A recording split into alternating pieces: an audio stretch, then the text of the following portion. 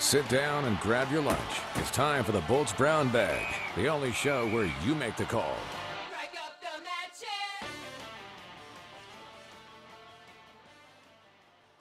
Well, the NFL draft has come and gone, and it's time to break it down. How did the Chargers do? Welcome to our post-draft special edition of Bolts Brown Bag, live from our 10 News patio. And joining me once again, as he did last week to preview the draft, John Gennaro from the Mighty 1090 and BoltsFromTheBlue.com. Chargers only made 5 picks, so maybe not as much to analyze as other teams would have on this day. And they went all in the first round, moving up 2 spots to pick Melvin Gordon. Let's start right off the top with just some thoughts on what happened on the Thursday, and then we'll get to our poll question and some of the other things we do on the program.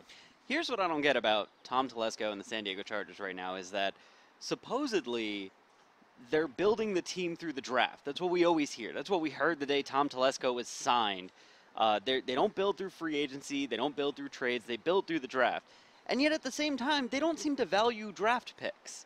Like they gave away a 4th rounder this year and a 5th rounder next year. Those are spots where you can get legitimate 5-7 year starters in the NFL, or at least good depth for 7 years.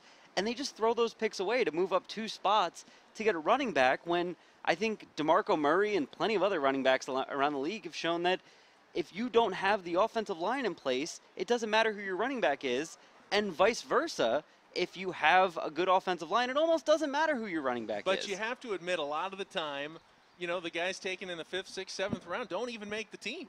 They end up getting cut. You've only got 53 roster spots. Sometimes it does make sense to go ahead and put a couple of those together and see if you can get a player that you really like, who you think is going to make an impact on your team. And whether or not we think so about Melvin Gordon, it's clear that the Chargers think that Melvin Gordon is an impact player in this year's draft. Obviously. And that's, I don't really like the position that Tom Telesco has put himself in by doing this, not only by trading up for Melvin Gordon, but by using a pretty high first-round pick on him, in that he almost has to be a superstar running back now. I mean, you put so much into bringing Melvin Gordon in that if he's just an average running back, people are going to have problems with it. The way they had problems with Ryan Matthews, who I thought was an average to above average running back. Everyone always thought that was too high a pick, that was too much money, and now we're sitting in the same boat with Melvin Gordon. All right, John, here's what's coming up on the show today. We're going to go through the draft. We're going to take some tweets. If you want to tweet me, at Ben Higgins SD, we'll be reading them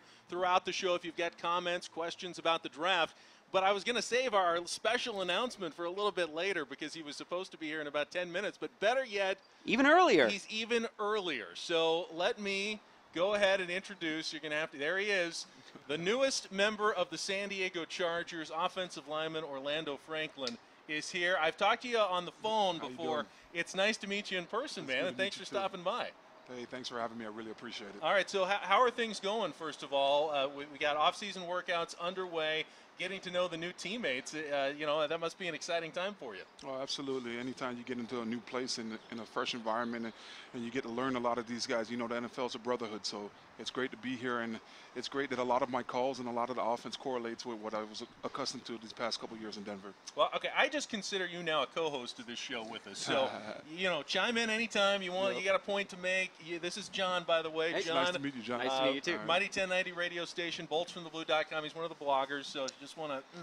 That's why you're in the. That's why you're in the middle, Ben. Hopefully, you talk good about me all this season, right? I'll split you up. But you know, you got to be excited when the first-round draft pick is a running back like Melvin Gordon. We've all seen what kind of talent he's got coming out of Wisconsin, and now you're going to be the one opening up the holes for him this season. Oh, absolutely. I mean, I remember I went to a draft party last week, and it was downtown on Thursday night and whatnot, and just when we drafted Melvin and they put up the big 5, they put up Phillip, Melvin, and Antonio Gaze, Malcolm Floyd, Keenan Allen. I mean, it's an exciting time to be a Charger, I feel like. I mean, it's a lot of potential on this team. We got a lot of explosive players in those 5, and I feel like we have a very physical offensive line, and we're going to be able to get the job done. All right, if you're following along on the show, you can look on the right side of your screen and vote in our poll, which is you just give a grade to the Chargers draft. Very simple. It's much too early to actually grade a draft. You probably need 3 or 4 years before you can really grade it, but we all like to make snap judgments as NFL fans. So we got, you know, your A, B, C, D, or F if you really hate it. I don't think anyone hates it that much. Even Even you, who've been No. you've been Yes. critical. It's not an F draft for sure. No, not at all. And if we're just going off the players that they brought in, the guys they brought in, I like them all. I'd arguably give it an A. I just think that the positions they took weren't necessarily as big a needs as maybe they should have gone for, earlier in the draft. I'm still a little bit worried about the pass rush, still a little bit worried about the defensive line. But that's just, that's difference in priorities. But as far as the guys they got, I think they got great guys. Well, let's go ahead and put up the screen, the 5 players that the Chargers drafted, and we can kind of go through this. Obviously, Melvin Gordon was the first-round pick out of Wisconsin.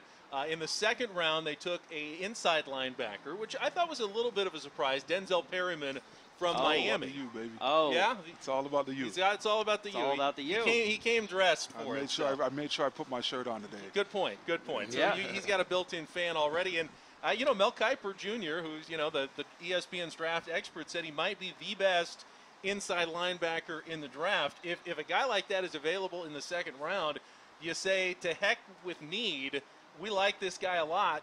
Do we have to add him to the roster? Hold on. You said last week when we were talking before the draft, and we were saying, do you draft for need or do you draft best player available? And you said you draft best player available unless it's not a need. You don't draft a quarterback 2 years after you got Peyton Manning because you don't need a quarterback right then if Peyton's in his prime or whatever. They signed Donald Butler to a huge deal. They traded up and used a second-round pick on Manti Te'o. They signed Kavell Connor last year. There's plenty of good players at inside linebacker. I love Perriman. I think he's a great player, and I'd be surprised if he wasn't the day one starter, week one starter, because of how good he is and how good he'll immediately be. But at the same time, I think you've sort of wasted what you've done in the past by bringing him in. To be fair, the book is still out on Manti Te'o a little bit. Sure. Have you had a chance to meet Manti? He's a great guy. Yeah, I think he's a great teammate. We actually played my last college game. We played in the Sun Bowl, University of Miami against Notre Dame, so out there in Texas in 2011. So, I mean, he seems like a pretty good teammate. I thought he took a big step forward from his first to his second season. Absolutely. Improvement. Donald Butler has been a great player in this league. He did not have one of his best seasons last year, and I don't know if there's an injury factor there, if the Chargers know something that they're not telling us as fans, that maybe inside linebacker is more of a need than we're aware of, and we won't ask Orlando to give up any secrets if that's the case. But and Kavell Connor, who was the former Colt that Tom Telesco, liked from his time there, that he brought in as well. So you're right, there's players there. But there's always, room for another hard-hitting player. No, absolutely, and I think he'll make a good impact. It's one of those things, you have two different philosophies. Do you take the best player available and disregard, what you've done in the past and just say, look, if we build a team filled with these great guys that we know are talented players, the big contracts and the high draft picks, it doesn't matter. The best player gets on the field. It doesn't matter what we've invested in you, or do you say we've invested a lot in this player, we need to let that play out? And it's just differing opinions, different philosophies. Orlando, what was your draft experience like?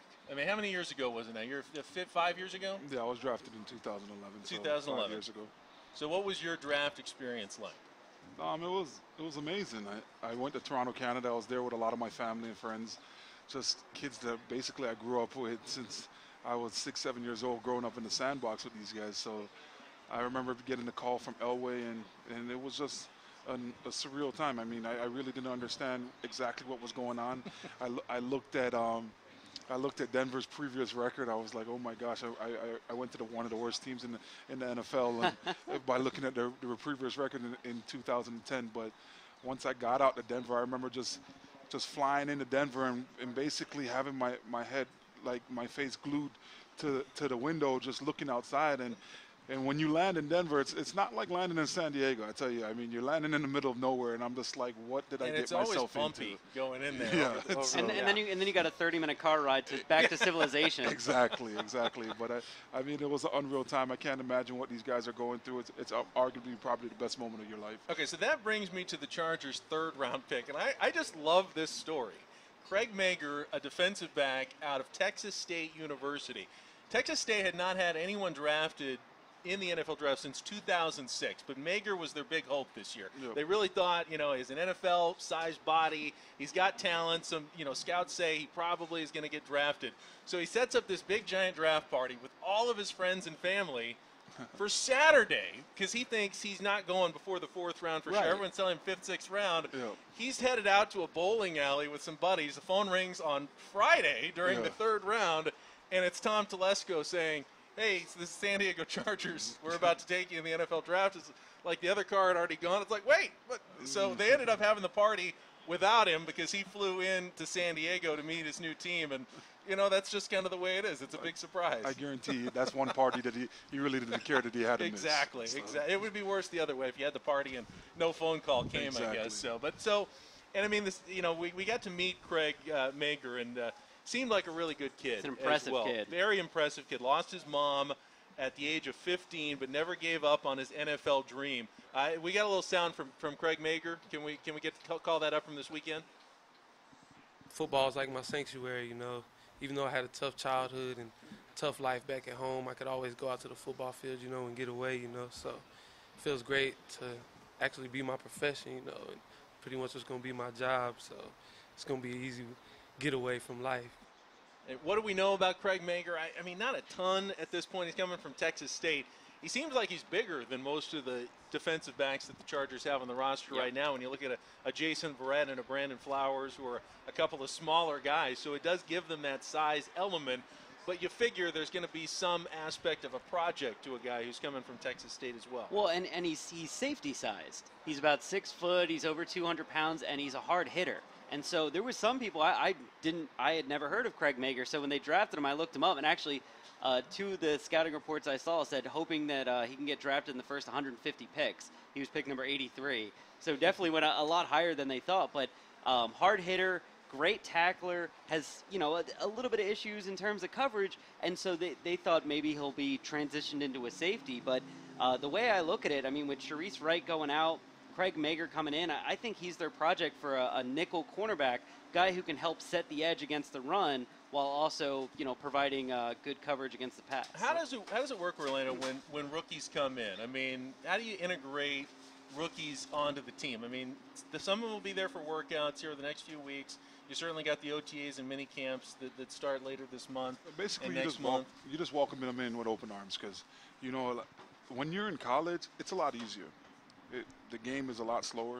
I mean, you get to the NFL, basically everybody's good, and when the plays and stuff like that is moving at 100 miles an hour, basically. So you just try to welcome those guys in, and you just know that basically it's a brotherhood. So the best 53 players, they're going to get a uniform on Sundays, and they're going to give you the best opportunity to win football games. So if you're going to help us out win football games, I'm all for you. Best 53 is, you know, Mike McCoy should have that tattooed somewhere on his body because he says it 100 times a day, and he means it, I think. I mean, if that's one philosophy of the Chargers, everyone in that room is going to get a chance, and they're going to put the best players on the field. But when you have a guy who's coming in from a smaller school, a Texas State or a North Dakota State, like the 5th-round draft pick Kyle Emanuel, the linebacker, do you, as players, kind of go, okay, let's see if this guy can really prove himself? I mean, if a guy's coming from the U or Notre Dame or Alabama, maybe there's a little more like, okay, we know you face the top competition, but when it's a guy from a smaller school, do they need to prove themselves a little bit more? You're going to have every opportunity to prove yourself. I think what did we go into training camp with, 90 guys or so? So there's going to be bodies everywhere. You're going to get plenty chances to prove yourself. It's going to be very physical practices. It's going to be physical days and just mentally stressful days and long, grueling hours and stuff like that. It's something that you're getting ready to do that you have never done before because college it's night and day compared to college and being in the NFL and actually being a pro. So they're going to get opportunities to prove themselves. All right, getting some tweets in. This one is from Scott S1COTT5 on Twitter. Says, if you guys had to choose one person who the Chargers had the opportunity to draft but didn't, who would you choose? So someone that they passed up on that they could have had at a spot. John, I know there must be someone in your mind that you think the Chargers could have gotten and didn't, maybe in the 2nd round? Well, I'm one of the very rare people who doesn't think that the quarterback is the most important position on the field. I think the two most important things are your offensive line and your defensive pass rushers. Kiss up. I think so too. Only half. Don't- Only half because of, I think so too. yeah, I knew you'd agree with that. And so I think you need a pass rush to win. And especially in this division, the Chiefs have 2 strong pass rushers. The Broncos now have 3 strong pass rushers. The Raiders drafted another pass rusher in the second round. So I had my eye on, even though I know he's got some off-the-field issues, some people questioning, what's going through his head most of the time. Randy Gregory was a guy just so talented. It looked like offensive tackles were lost when they were going against him, and he's young, he's long, he's going to add more muscle, more bulk, and that was the guy, I don't even think he went into the 3rd round. Every time the Chargers came up, I was like, please, I just want a dominant pass rusher again, because the last time the Chargers were, legitimate threats to get into the Super Bowl and they were going deep in the playoffs and all of that, we had Sean Phillips, we had Sean Merriman, we had a dominant pass rush. I think you need that along with pass protection and some run blocking as well. Yeah, we did this show last week before the draft, and we both picked our 5 areas of need for the Chargers, and each of us had at number 1 pass rush, adding to the pass rush. Now, adding an inside linebacker could help the pass rush. Certainly if Emmanuel pans out, the guy had 19 and a half sacks his senior season in North Dakota State. If that's not pass rush, I don't know what it is. But it wasn't necessarily what we expected. I thought they'd go a lot higher with someone who was more of a traditional either edge rusher or, defensive line, going to get that push into the quarterback, and they didn't do that right away. Well, a lot of people had 19 and a half sacks in their Pop Warner league, too. Like, it doesn't, as far as I'm concerned, until I see him go up against someone like Orlando and beat him with a move or beat him with quickness, until he does that, I'm not going to believe that he can. You've got, he mentioned all the pass rushers in the AFC West. You're familiar with them coming from the Denver Broncos, but how are you getting along with the new teammates? The new offensive line, Chris Watt at center, King Dunlap, maybe the only guy that you have to look up to in this league at all, going to be playing right next to you to the left. DJ Fluker, and you got Johnny Troutman, a couple of new guys, Chris Hairston coming in. How's that offensive line meeting room and group for you? There's a lot more camaraderie than what I was accustomed to in Denver. You could tell a lot of these guys, they genuinely like being around each other, and they're trying to get together after work and stuff like that. So, it's definitely a great situation for me to play beside a guy like King. I've known King since I've been in college. King was actually, when he was with the Eagles, my best friend played for the Eagles, Antonio Dixon. He played D-tackle and whatnot, so I'd go up there a lot. So it's just a great atmosphere. I love being here in California, and it's been fun each and every day. I'm learning something new. All right, getting some more tweets, and this one's from Mark the Scorpio, who says, do you think the Chargers will pursue La'el Collins, providing he gets cleared from his situation? Are they interested? And one of the more intriguing situations of the draft this weekend, offensive lineman La'el Collins, who was part of an investigation into a murder. I don't even know all the details. I can give you a few of them. Give us a little synopsis of what's going on, because it was a guy who a lot of people thought was a first-round talent who ended up not being drafted at all. And he's a guy, I think I even mentioned him last week. He's a guy that I like. I think if the Chargers were to get him and put him on the right side of the line, their entire line would just be downright dominant. He's that good. And I had people during the draft tweeting me, calling him a murderer and all this stuff. So I did research into it myself, and basically what it comes down to, he was on the other side of the country, and he had a pregnant girlfriend who it looks like she was murdered. And so they're bringing him in to just find out some background information. Who are her friends? Who are her enemies? What's her family like? What was her life like? Just to try and get a list of suspects. But he's in no way, at least right now, connected to it in any way. They're just bringing him in to get information on her because of their relationship. And so as far as I'm concerned, I guess there's ways in which you could go down that path and it could turn evil. I mean, the name Ray Caruth comes to mind. But as far as I'm concerned, even the police are sitting there going, he's not really connected. We just want to get some information from him. I mean, every team deals with off-the-field issues, and that's kind of a big thing in the NFL is how you get through those issues. Because I know with the Broncos, there were some, distractions off the field, and you guys seem to get through them okay, making it to the playoffs and winning the division the last few years. How do you deal with the distractions? Not that they're going to add La'el Collins, but whatever team he ends up going to, if he gets through this, and like Manti Te'o coming to San Diego, it's just something that you got to get through. Yep. Yeah, what I would just suggest to a lot of kids that are getting in this league, I mean, you probably heard it from Mike. Mike used to always tell us when he was in Denver, he'd be like, listen, guys, you guys are getting ready to have an off season. I mean, it's going to be different for you younger guys. I remember when I first got in the league, he was telling us this after the season, and he's just like, wherever you go, just keep $100 in your wallet. Always keep $100 in your wallet, no matter what. So if you need to grab a cab, you need to get out of a situation, you're always able to do that. And it just comes down to the facts of being out past 12. It's really not that great of an idea, period, point blank. I mean, you could do what you could do, and everybody has the same 24 hours, but you have so much stuff that you could do before 12 that you don't really need to be That's the out there. Herm Edwards message, isn't it? I've Yeah. heard him do that a couple Yeah. of Right? times. I mean, Nothing good happens after 2 a.m. or something like that. Exactly, but the fact of the matter is that actually is the truth. And just being an adult and being a professional, I mean, you're going to be looked at differently in this league, and anything that you do, you're not going to be able to get away with stuff that a regular person could get away with. So you need to be able to understand that. And you might not know, you might be standing in front of 100 guys. You might not have no idea who these guys are, but a couple of these guys are going to know who you are, and they're going to be looking to get you in trouble. All right, Brian wants to ask you, Orlando, how you feel about Phillip Rivers' headband cutoff workout combo. Phillip is definitely a unique character. I mean, he has a lot of similarities to Peyton, but I mean, they're definitely unique in their own little way. And I tell you one thing that I found really surprising when I first got here. Phillip's a lot more approachable. You could approach it. I feel like you could approach Phillip, and he's a little bit more. I'm not saying that Peyton thought he was God or anything, but it was just a presence that Peyton gave off to other people that you just kind of were scared to like go to him with stuff and talk to him about stuff. I mean, I played with the guy for 3 years, and I feel more comfortable being around Phillip Rivers than I've been around him for 3 weeks. Wow, that's pretty interesting. So, has he invited you onto his softball team yet? You know, he's got he wears a fake mullet to camouflage himself, I guess, from the press, and plays softball with a bunch of guys. No, I haven't got. You haven't got the invitation for that yet. Or you got to be angling for that. I'm gonna try to bully him into it tomorrow and ask him about it to see if I can get on that team. Dude, what position are you going to play? First base, right? You make a big target. Yeah, right. I mean, I don't know if I can catch. That's why I play offensive line, right? So. What did you make of all the talk? You know, obviously you come onto the team, Phillip Rivers. Hey, I'm going to be blocking for Phillip, and then all of a sudden, all these rumors going around that Phillip's about to be traded to the Tennessee Titans. That they're not going to be able to sign him after this next year. What did you make of all this, and what are you making of it now? Originally, when it first came out, I was like, what did I get myself into?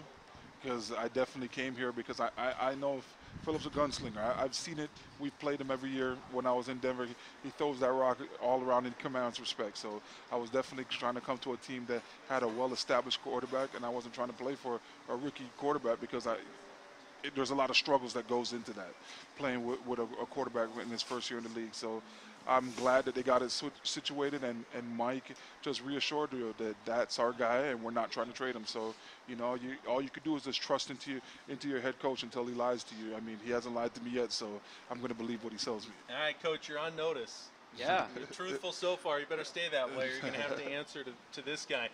Final draft pick hadn't gone over yet was the defensive lineman from Arkansas, Darius Philon. I think the intriguing thing about this kid is that he's one of the youngest players in the draft, a redshirt sophomore. So obviously the Chargers scouts saw something in him that projects him out. They think that he could be a good player that gives a good push on the D-line. Well, and he was part of a really great defensive line at Arkansas. I think he was actually the third Arkansas defensive lineman picked in the draft. They have a really good defensive line coach. Their scheme's good. That's actually a nice budding program they have at Arkansas. And he's, you know, the skills are there, the size is there, the strength is there. It's the same thing about most prospects that are drafted in the 4th, 5th, 6th round of the draft. It's all about finding a way to be consistent with it. If he can show up and he can be consistent with it, he can play at the level of a Kendall Reyes. He could even be better. He's probably not going to be Corey Liuget, you know, Pro Bowl defensive end, but there's potential for him to be a starter. And in the meantime, he's going to be pretty good depth for a defensive line that needed it. So in total, one offensive player, running back Melvin Gordon in the first round, and then the rest was all defense in the draft. Tom Telesco talked about that this weekend as they wrapped up the draft at Chargers Park. You know, he's an exciting, electric football player, and we need him, and we need more guys like that. But he's going to be a really big boost for our offense. You know, the plan going in wasn't one offensive player and then the rest for John Pagano, but sometimes it falls like that. But that's okay because we needed some guys on defense. You know, some young guys, some energy, some explosive players. So we had a chance to add some of those guys, and we think we have a couple pretty good college free agents coming in here too that we're excited about. All right, that was Tom Telesco. First thoughts on Melvin Gordon, the first-round draft pick. We talked about it earlier. We didn't get to that sound. That was my bad. Yeah, no, and then, yeah, I mean, that wasn't necessarily the plan, Tom Telesco said, to go defense with the final 4 picks, but that's just the way it worked out. I will say, and this is something I usually say going into every draft, if you're looking for where your team is going to pick a player, specifically in those middle, second, third rounds of the draft, look at the new coaches they've hired. Because a lot of times they're sort of doing favors for that guy. And Mike Nolan came in as the new linebackers coach. And so I think that Perriman pick, which you can throw up your U now, I think the Perriman pick had a lot to do with getting Mike Nolan a guy that is his guy that he likes, and he can build his linebacking core around. Speaking of assistant coaches, a lot of good things have been said the last couple of years about Joe D'Alessandris, the Chargers' offensive line coach. What are your thoughts so far working with Coach D? I'll tell you one thing. For an old man, hopefully he's not watching this. I mean, he's definitely got a lot of fire to him. I mean, he's up and down and around. Today was the first day of Phase 2, and they were allowed on the field, and you should have seen him running out of there. I'm just like, yo, relax, old man. Just relax. I got to go put my cleats on and just give me a second, okay? But, I mean, it's exciting to be around him. And I remember him interviewing me and whatnot when I was coming out in the draft when he was with Buffalo. So he's definitely a pretty good coach, and I'm looking forward to working with him.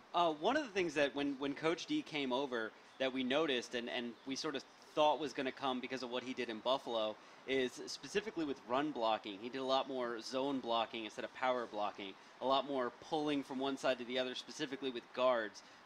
Is that something you did a lot of in Denver? Is that something you're going to have to do more of here in San Diego? And explain a little bit of the difference to people like me who aren't quite as versed on the difference in the styles of blocking. Zone blocking is just basically running from right to left. I mean, just getting on a track and taking the linebackers and stuff like that, to whoever crosses your face and stuff like that, where when you're in a power offense and power scheme, everybody's basically assigned to a specific guy. So in zone, it could fit up any way. When you're running a power scheme, you're basically locked onto a certain person. But I get the sense that we're going to do it all here. I mean, just what I'm accustomed to, what I've been accustomed to in the past years in Denver. We might run a little bit more zone here because of the Pacific back that we just got in the first round. But I get the feeling that we're going to have it all because when we're installing it all, and we have it all in our playbook. Okay, I have a question for you, and this doesn't really matter at all. It's just curiosity. So you're going to be playing guard, right? Yep. Left guard is the plan. Yep. So you've met the other offensive linemen, Dunlap, Watt, Troutman, all of them, right? Yep. When Watt was drafted last year, there was a lot of thought process that Nick Hardwick would sort of be around to guide him. And then Nick had some neck issues and, was out last year and then retired in the offseason. Has Nick been around? Have you met him? Is he still sort of involved in the offensive line, the coaching aspect at all? I haven't formally met him, but I remember when we played in San Diego, I remember seeing him on the sideline and Luis Vasquez going up to him and talking to him. And I was like, Luis, who's that? And he told me who it was. I was like, oh, my gosh, he's tiny now. I mean, he's lost a lot of weight. So, I mean, hopefully I could get with him in about 5 years and get on his meal plan because I'm going to have to lose a couple pounds at that point. Crazy, How much do you have to eat to keep your weight up during the season, or is it not that hard? During the season, I know some guys have to eat a ton, and others don't. During the season, when I'm doing something every day, I definitely got to eat a ton. I try to eat about 3 meals and then I do about 2 protein shakes a day to maintain my weight. Right now, it's the off season, so I definitely packed on a whole lot of LBs. So I definitely got to cut it down, and I'm eating a lot more salads right now than I would. That's why the coaches prefer. were out yelling at you today, right? Exactly. First chance that they got, absolutely. So you got the free agent contract, came in with the Chargers, and certainly it's not your first contract. You had your rookie deal with Denver, but did you splurge on anything when you signed your deal? I actually put an offer in a house this morning in Poway. Congratulations. So, I mean, that would be my first. Fingers crossed. And basically my only big purchase because at the end of the day, I'm trying to save a lot more money than I'm trying to spend. And hey, never a bad idea to invest in real estate in San Diego. It only goes up. That is smart move. Financial advisor right here.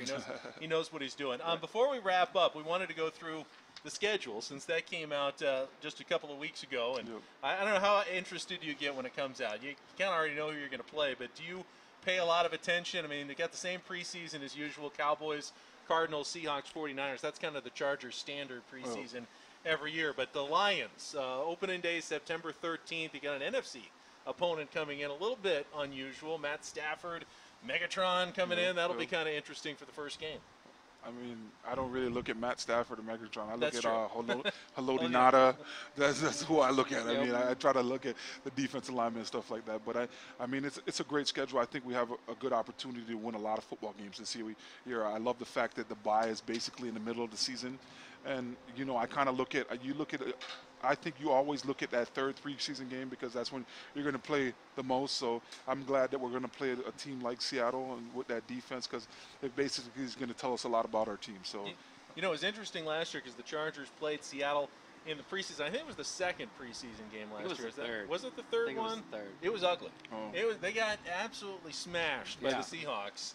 And then in week 2 of the regular season, Seattle comes in and the Chargers knock them off, and it really got them off to a great start last season, a win over the defending Super Bowl champions. So you just kind of never know, I guess, when it comes to preseason games. Orlando, I got to ask you because you've been playing with Peyton Manning for 3 years, so you're used to these primetime games. They put Peyton in as much as they can. How much does that screw you up? How much does it feel different playing at night than it does at your standard, you know, like 1 p.m. or 12 o'clock in the afternoon? You sort of get used to that schedule, that rhythm, and then all of a sudden you got to play at 5 o'clock at night or 7 o'clock at night. Is that bother you at all, or you feel the same either way? You're definitely going to love the fact that the whole world's watching when you're playing in those primetime games. But, I mean, when you got to go to like a New England, whatnot, it screws up your whole schedule for the week. Because you go to a team like New England, and then you got to fly right back. And in Denver, we never really believed in the whole win Monday, per se. I mean, so we would always come in on Mondays, and you're talking about sometimes we're getting home at 4 o'clock in the morning, and we got to be at the facility for 11, and it just took a toll. Yeah. So, you know, and that's interesting is you want to put the schedule back up again. When you look at your first 5 road trips of the season, at Cincinnati, week 2, at Minnesota, at Green Bay there on October 18th, at Baltimore on November 1st, at Jacksonville. You don't have a road game against any of your divisional opponents until December, which means you get all your East Coast, your longer flight trips, kind of in the early part of the season. Now, that's good and bad. I mean, obviously the travel's tough, but you could be missing a lot of that bad weather that the East Coast tend to get as well in November and December. Yeah, absolutely. So that's the great thing about it. And then 2 primetime games at home, Monday Night Football, Pittsburgh and Chicago, and Sunday Night Football against the Kansas City Chiefs. So you talked about playing under the lights. And then I thought it was interesting, your Thursday night game, every team gets one. Yours comes Christmas Eve, so I don't know how that messes up the holidays in the Franklin household. But heading up to Oakland and the Black Hole is not exactly my idea of a silver bells and silent night, Merry Christmas. But You know, Ben, you did just insinuate that all of the potential bad weather spots are being taken out with the non-division games, like Denver doesn't have bad weather. Kansas City and Denver could be kind of chilly in Yeah, December. I mean, Orlando went to the U, and now he signed his first free agent contract with San Diego. I feel like weather might be an important factor for him in where he's purchasing his home. I definitely got to pay for the sun. So I mean, you definitely got to be able to walk. I mean, I love sandals. I hate wearing shoes, so it's definitely great to be here. Well, it was great to absolutely have you in today. I had a ton of fun. John, you got anything else you want to ask Orlando before we wrap it up? Nothing that won't You get me in good? trouble. All right, fair enough, fair enough. I got the final poll numbers here over the course of the show, grading the Chargers draft. Only 6% of you out there gave the Chargers an A. Hey. But maybe that's hard to do with just 5 draft picks. B was the big winner, 53%. See, that's probably what I would give him. I give him a B, and B's not a bad grade. That's above average. Yeah. We have 39% C and 3% D, and like we said, no one's going to give the Chargers an F for that draft. No, they couldn't. No, Melvin Gordon, too exciting. For John Gennaro and Orlando Franklin, great to have you in. Thanks for joining us on another edition of Bolts Brown Bag, only at 10news.com.